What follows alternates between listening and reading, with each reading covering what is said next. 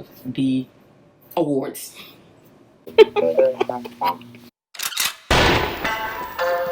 You may want to wait to watch this episode until after you've seen the show, because we are probably going to spoil some stuff. Hello, and welcome to Laugh, Cry, K-Life's series Dive Deep into Dramas, where two American aunties share our love of dramas with anyone willing to watch, and hopefully that's you.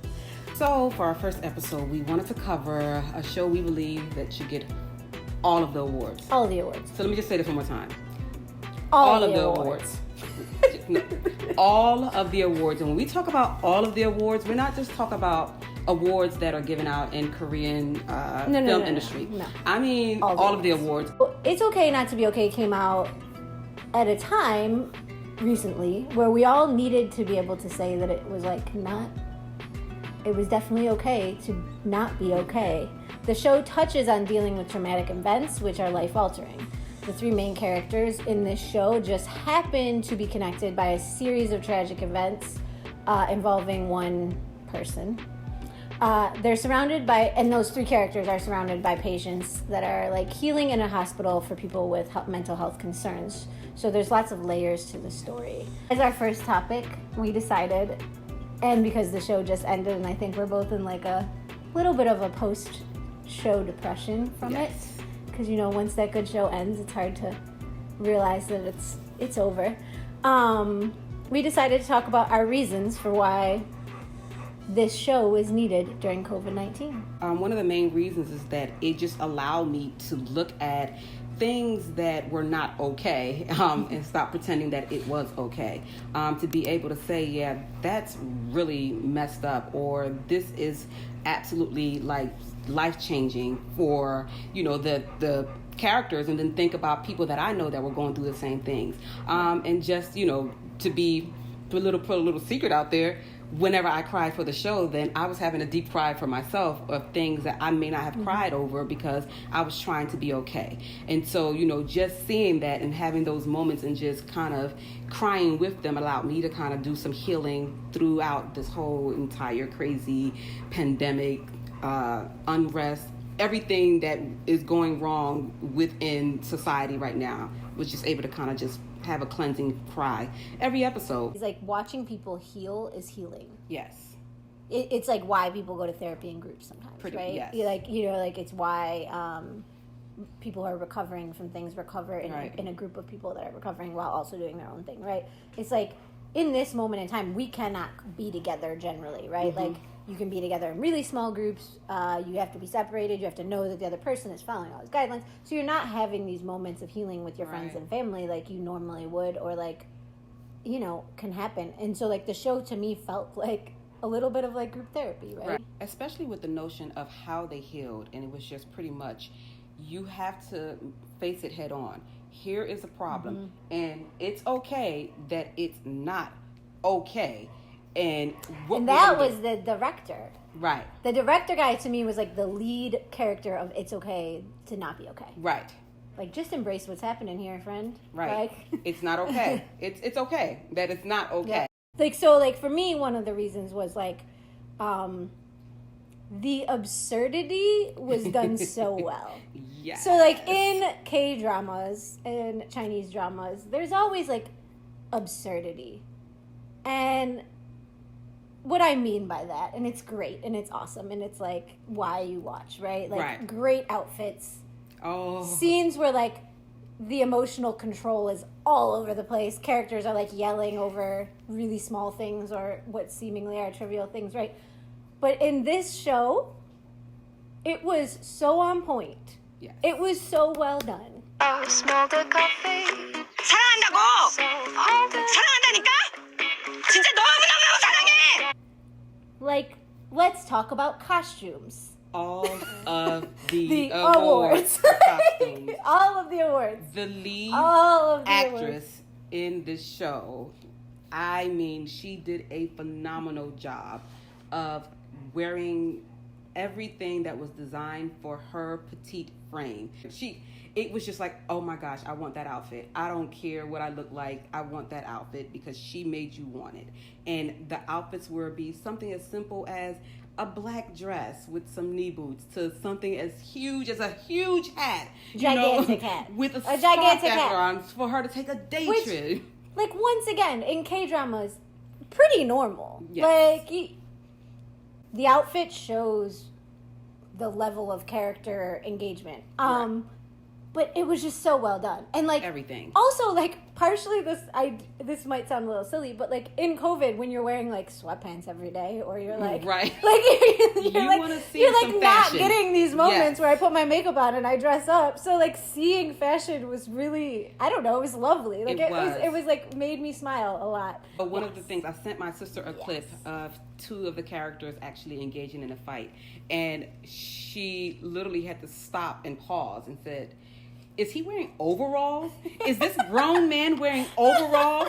I can't get past this clip because this grown man is wearing overalls. And I had to go back and was like, oh my gosh, he had on overalls, because he did such an amazing job of playing his part that even the overalls was part of his character, his personality, that I just kind of like glimpsed over it. But yes, all of the awards, costume. I feel as though even with the sound people, whoever you are, the lovely deer.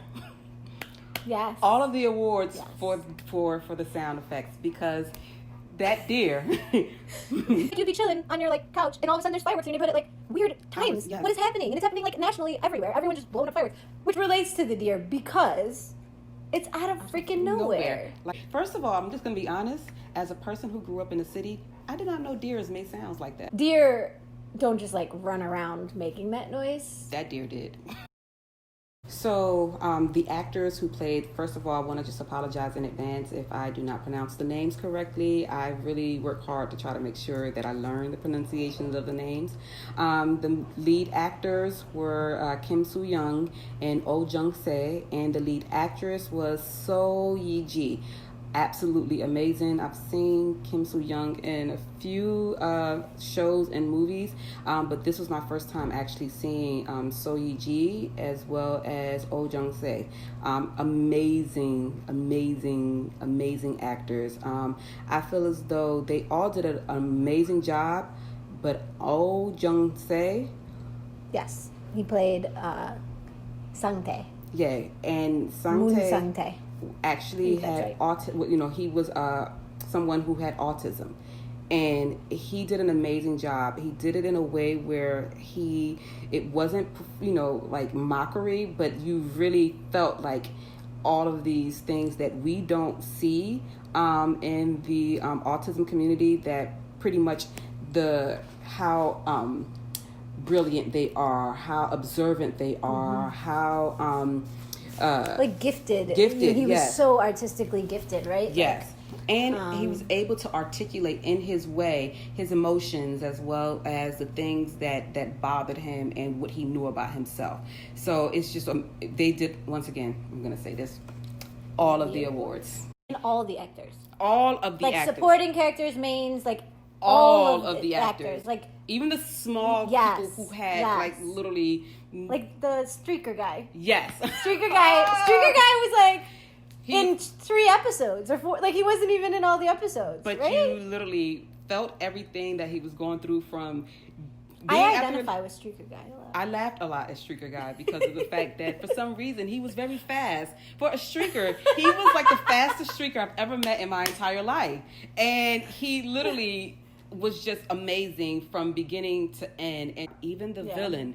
Like, literally, she spooked me. I had troubles going to sleep, the night that she came back. God. It was because she was absolutely crazy. Again, all of the villain's transformation. So, like, that actress, specifically, because she plays this nurse who's, like, lovely and, like, wonderful. Yeah. And so you have this, like, character switch moment. Yeah. As, like, once again, these are all things that happen in K-dramas. Like, characters flip sides, all of a sudden you find out someone's evil and you didn't know they were evil, and that's like why you watch K-dramas, right?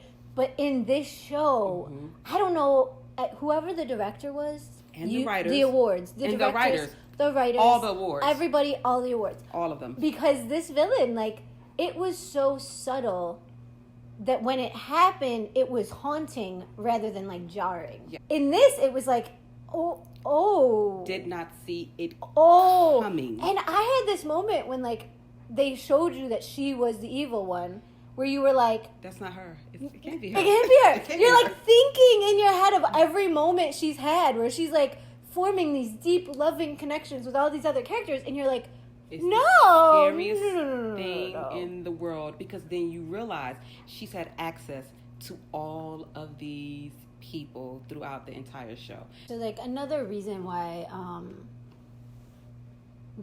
watching the show was so nice right now too is, like, the level of compassion and kindness and, like, good human beingness that was represented was really strong. And so, like, there's these scenes where Sang-tae, because he doesn't always understand emotions on people's faces, he learns to. 문영이가 많이 잘못했어? 응? 미안하다는데 용서해달라고 계속 울어. 자꾸 내가 죽 먹으면 용서해준다고 그랬더니 알았다. 그래서 내가 용서해줬다. And the people around him know that he's learning, and there's this level of, like, kindness and compassion woven through everything that happens in the show. Even when people are, like, horrible to other people in the show, they take time to, like, understand each other's stories and to learn about each other. And tell me your story. This show was this moment of, like, people don't always have to be on the same page, and they can, like, be kind to each other. Like, you can just be kind to someone. You can take a moment to try to understand where someone's coming from, the story behind that person, because every person has a story. Or if you want to know where can you watch the show, please check it on Netflix. 16 episodes. I promise you those 16 episodes will go quickly. You check it out. Even if you don't want to watch subtitles, I think you can do an English dub. I wouldn't do English dub. I would watch subtitles. Yeah, I would watch the subtitles because it allows we you are to both hear. Subtitles, not dubbers. Yeah, we're not at all. If you are a dubber, sorry. Leave it in the comments below your feelings. Yeah, sorry. We'll read them. We probably won't agree because we like subtitles. Yeah, if you haven't already, make sure you hit the subscribe button. Please, we're trying to gain as many viewers as possible. So again, if you have any topics that you want us to cover, any shows you want us to cover, please just go ahead and put it in the comments below. All right. Till next time.